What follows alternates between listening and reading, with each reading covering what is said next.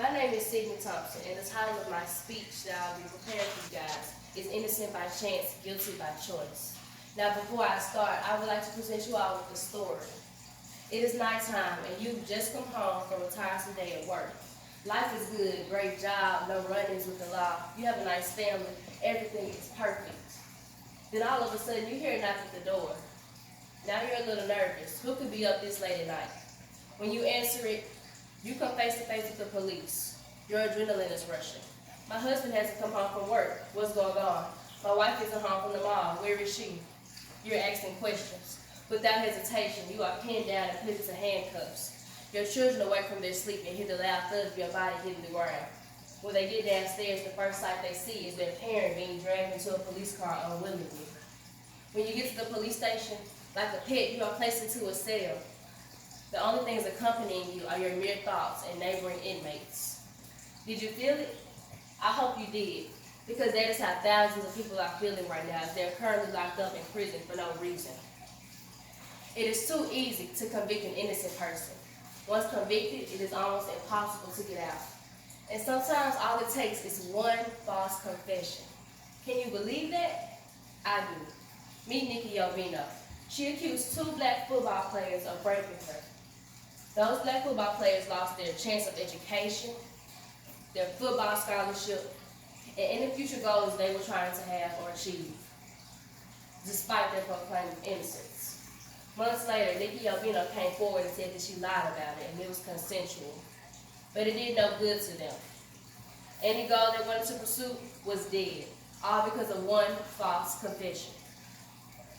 Sometimes the people that we are surrounded by can get us in trouble, and those are our neighboring inmates. And let me tell you, these are not people that want to see you do good, or want to see you succeed, or even turn your life around. These are people who will do whatever it takes for them to get out of prison. So don't you think they'll lie about it? I do.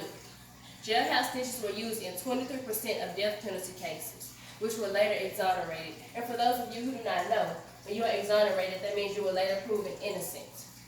But these are people who were exonerated after the fact that they are dead. So what good did it do? You can change a piece of paper, but can you change the fact that somebody is dead? No, you can't bring somebody back to life. They are also the leading cause of wrongful convictions in all U.S. capital cases. Also, the main ones we run to when there's a problem. 911, what's your emergency? It can be the law officials. Let me tell you, they are also the only people who can actually have a conversation with the convict. Get to talk and ask questions, which is known as an interrogation. You'll be surprised what an interrogation will do to you, what bad treatment will do to you. Now, they say you are innocent until proven guilty, but in their eyes, you are already guilty. You are a monster, and they want you to know that.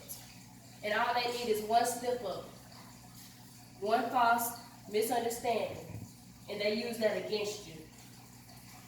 330 people gave false confessions due to lengthy interrogations from 1989 to 2015. What does that say? Now, everybody can take a good look at your skin. Obviously, we are all the minority, and there are people that want to keep it that way. Jail is a great way to do that. 56% of Hispanics and African Americans are currently locked up in prison right now. Now, body judgment is an example of that. And George Sydnee Jr. could have been a testament to that.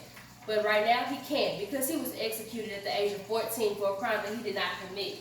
He was bribed by the police officers that said to him, if you say that you committed this crime, you will be free. Now George Sydnee Jr. is tired. He is worn out, he is beaten, and he wants to go home. So like any other child, he said he committed the crime. And in return, what did the police do for him? The police drew back on his word. And he was faced against an all-white jury in the 1940s of the murder of an 8-year-old girl, sentenced to death by an electric chair. His feet were too small to reach the shackles. His arms were too short to reach the shackles. So they had to place books underneath him so he could reach it.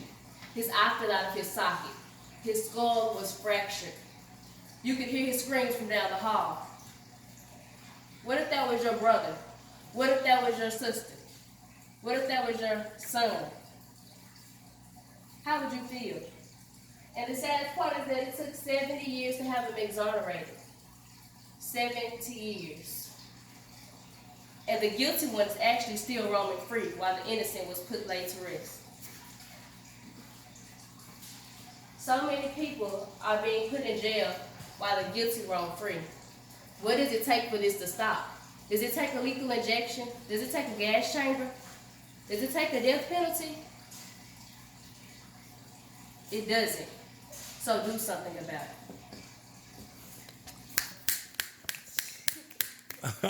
it.